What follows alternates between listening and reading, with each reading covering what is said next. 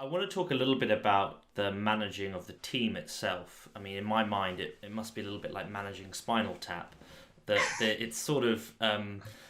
Can you tell me a little bit about what it is like day to day to manage a team? How you need to set that up for success, to be successful, and what that kind of looks like from the outside in. I think a lot of people don't have much visibility on that, other than that we know that they're taking home bigger and bigger salaries every year at the moment. Yeah, I mean, ultimately, what we're delivered with at the kind of the starting team. If we acquire a team, it could be that we acquire a team of five, or that we cherry pick five players, or whatever. At that starting point, when we acquire a team, what we get is incredibly talented individuals at their video game of choice, and that's pretty much what we get. At its core is that what we then need to bring is the structure around them to make sure they have the environment to continue to improve and reach their ceilings. The environment that is going to teach them how to work well as a team. If it's an individual esport, it's obviously different, but generally in the team esports, it's how is best to communicate, how is best to make sure that personalities don't clash and that there are synergies between different personalities, etc.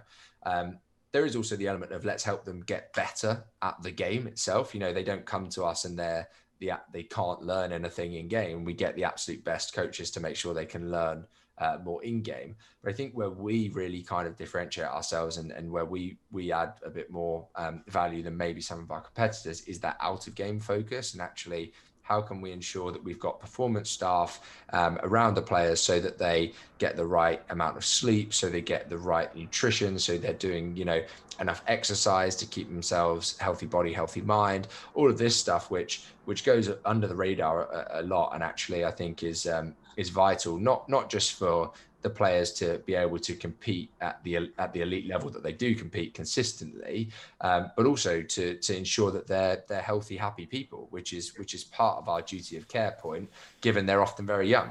I guess talent plays a huge factor in it, and that sort of raw talent for players versus just pure practice and dedicate. How do you think that falls on something like a game like League of Legends or a game like Fortnite? Yeah, I find it fascinating actually, and I don't have any data to really back any points that I'm about to make up. But I feel like I could put in as much time as these guys put into the game, and I would just never get anywhere near the level they get to, even if I've been doing it from the age of 14, right? And I think that there has to be an inherent skill level, a bit like Messi's played as much football as a lot of other footballers, but there's a reason he's the best in the world, and there's some natural ability there. I think the same goes for esports, and obviously the natural ability in a FPS title like Call of Duty, Counter-Strike, is very different from the natural ability in League of Legends. There's obviously similar elements in terms of quick reaction speed and mental processing power, and all of that has to line up. But ultimately, they're very, very different skills. And a good CS:GO player is not a good League of Legends player generally. So I find that interesting. And as I said, I don't have any data or any further insight to give, other than I find it super interesting. They obviously have an innate ability, and we get them when they've obviously already kind of understood that they have that innate ability, but they haven't necessarily reached their ceilings, or they're as good as they can be, because especially in a game like League of Legends, there's just so much depth. I mean, I've been watching the game for 5 years, and I don't understand some of the concepts that our coaches talk about. It's just there's so much to it that it's fascinating, to be honest. Yeah, happy to run you through some of those concepts one day. Thanks, mate. Thanks, mate.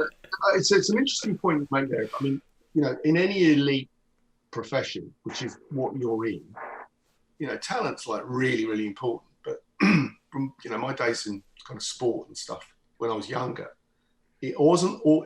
To get really good, you've got to have the talent, but you've also got to have the mentality and the support network that allows you to, to really sort of push into that upper echelon.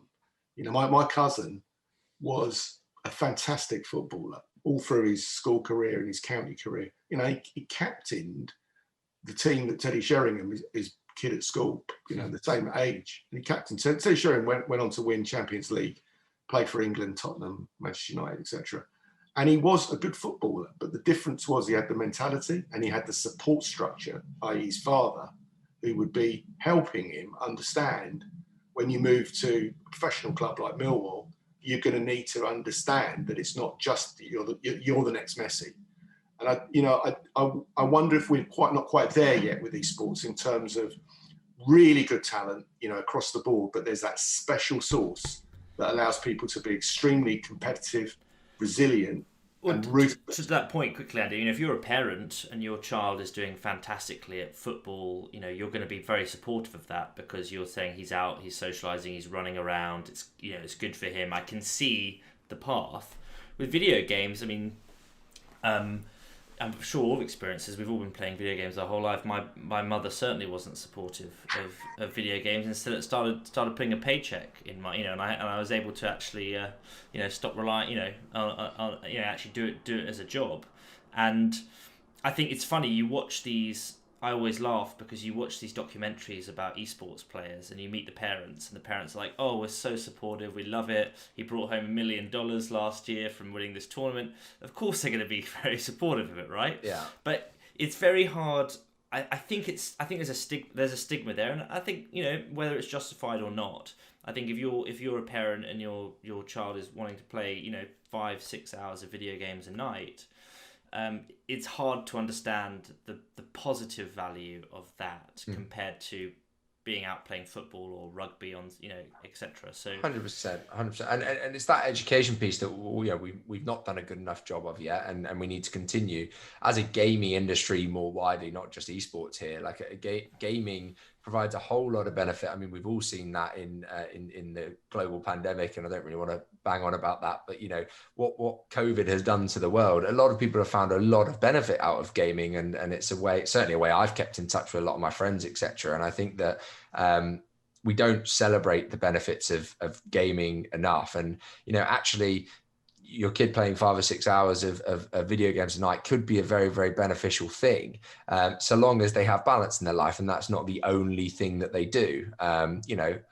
There's nothing wrong with a big gaming session. But I still do that today. But to that point, if you want to be a great football player, you have to be out on. It has to be the only thing that you're doing, because it requires the 100,000 hours, or is it 10,000 or 100,000 hours of practice? 10,000 to get competent. 10,000 to get great at something, right? Yeah. That is, and 10,000, and I'm being slightly provocative here, are 10,000 hours of League of Legends equal to 10,000 hours of playing the piano or playing football or playing chess? Obviously, when the traditional sports comparisons are difficult because ultimately you can't play as much traditional sports as you can video games because there is a physical element which means that you're physically unable to play that much. Whereas you get generally more mentally tired when it comes to video games, and you're able to obviously extend those game periods. It is a provocative question, and it's one that I'm not going to be able to give a fantastic answer to of piano versus League of Legends. And I don't know what the career opportunities are for a pianist personally, because I don't know that industry. But it is very difficult to become a professional League of Legends player, and that should be well known. In the game is played by like 100 million people a month or something ridiculous, and there are 50 professional League of Legends players in Europe. There are a few more at the tier 2 level who are earning what I would say are livings, but at the elite level, the Premier League level, there are 50 in the whole of Europe. So it's a very small amount of people who actually make it. So parents should be educated that it's not a given. Obviously, if your son or daughter plays a load of video games that they're going to become an esports professional, it's obviously not a given. I played loads and I never got anywhere in terms of being an esports professional, but it obviously did become my career. And there are success stories outside of just becoming a professional player when it comes to gaming, and I hope that I'm one of them.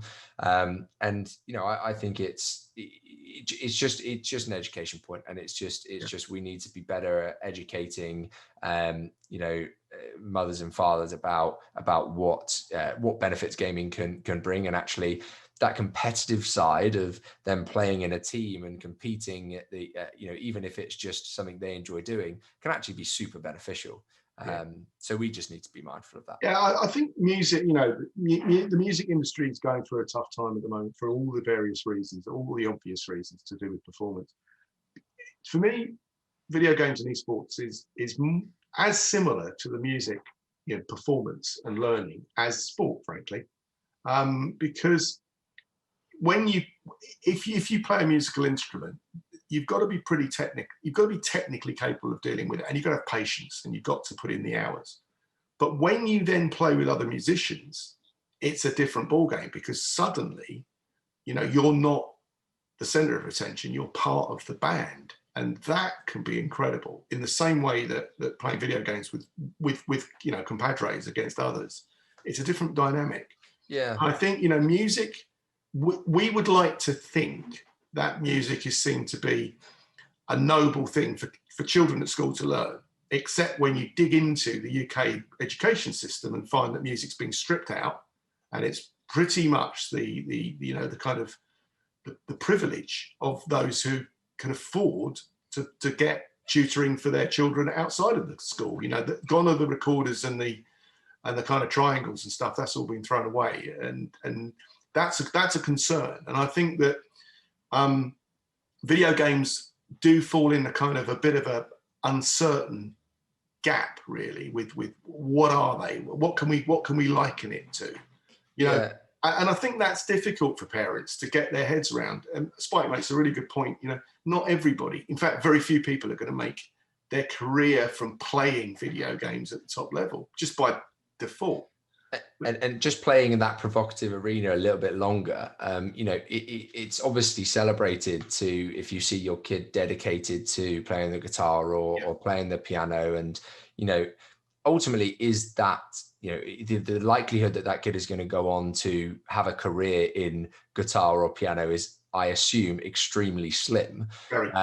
But what it will provide them is a release, and a creative release, and it's very good mental stimulation. Why can't video games be in that exact same bracket for I think that's exactly the point that we're leading to, because there's a few things built into us as human beings. One of them is actually music and rhythm, and the other one is games. We love rules, choice, consequence, competition, playfulness. So those things we're really keen on. And I think there's a real correlation between learning to play a musical instrument and in being able to do that and enjoy it with friends, entertaining others as well as yourself. Well, sometimes entertaining, maybe not always, of course. But, that's quite communal. It's quite cultural. Everyone likes a sing-song, and it's just it's great when you go to, sort of esports events and, go to Paris to watch Call of Duty, and it's a French crowd. It's very different from coming to London, where there's almost a kind of football crowd, sort of without any nastiness, and beach balls, being pushed around and stuff, and people singing, and that's kind of in there. So I think taking music as it's a great thing for your life to have, as you say, Kieran, a release, something you can chill with, and you can also, sort of really, focus on when you want to, and then play with others. It's kind of social. Games are like that. Not everyone's going to want to be a competitive gamer. They just want to play to relax, have a laugh with their friends. These shouldn't be seen to be anything other than brilliant for human beings, to give them enjoyment. I mean, we're in the entertainment business, and it's supposed to be fun, and fun is good. And I worry sometimes with commercial education. These guys kind of forget that we're here to have a laugh, because if we're laughing, we're learning, and we're building something. And that's exactly what games are for me, and have always been for me. It was always difficult when applying to universities and things, when they ask you what your hobbies are, and it's like, well, actually, I played a lot of sport growing up, and I've always been a sportsman, but also outside of that, it was gaming. I mean, gaming was my hobby growing up, and it would have been frowned upon to put that on, as opposed to putting on, playing the piano, which would have been instantly put you to the top of the pile, which is obviously just super interesting. And my girlfriend, she's a bit of a musician, and she will play the guitar of an evening while I'm in here playing World of Warcraft, and that's just what we do to relax and chill. And I think that's very healthy, and there's nothing wrong with that. No. Yeah, I Brilliant. think that culture changes over time as more and more of the cultural commentators are brought up as gaming natives, because we're at a massive tipping point right now. For years, the media haven't understood games because they've just been on the outside of it. But now, anyone who's under 35 has played games from the year dot. Everyone, in fact, probably 40. So that's good news. For sure.